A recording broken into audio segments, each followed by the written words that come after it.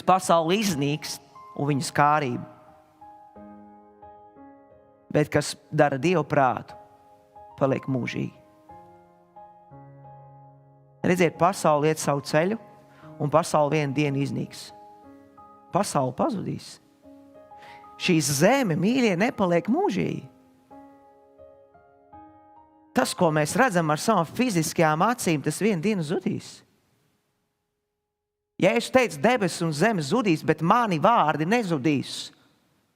Un viņš saka, kas dara Dieva prātu, paliek mūžīgi.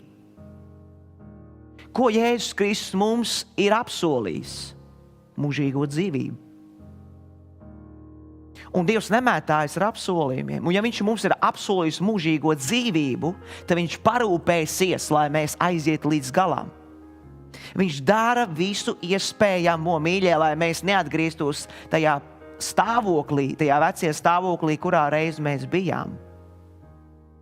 Bet lai mēs paliktu jaunie stāvoklī, kā jaunais cilvēks, kas esam apvilkuši jauno cilvēku, kas esam kļuvuši par gaismas bērniem, un ka mēs paliekam kā jauni radījumi šajā stāvoklī, kā Dieva bērni, un neatgriežamies atpakaļ, kā cūka savos netīrumos un suns savos vēmekļos. Jo mēs zinām, ka tas stāvoklis, kurā mēs reiz bijām, ka tā vieta, kur reiz mēs bijām, ka tas mūs sagatavoja mūžīgai pazušanai. Jo grēka alga ir nāve. Tāpēc Dievs saka, pasaule iznīkst, un viņa iznīks, viņa aizies bojā. Debesis un zeme zudīs, viņa aizies bojā. Bet Dieva apsolījums paliek. Un ik viens, kas ir licis savu cerību uz viņu, mīļie, nepaliks kaunā. Te ir rakstīts, kas dara Dievu prātu, paliek mūžīgi.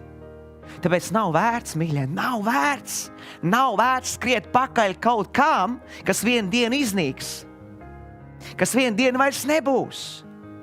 Nav vērts, absolūti nav vērts.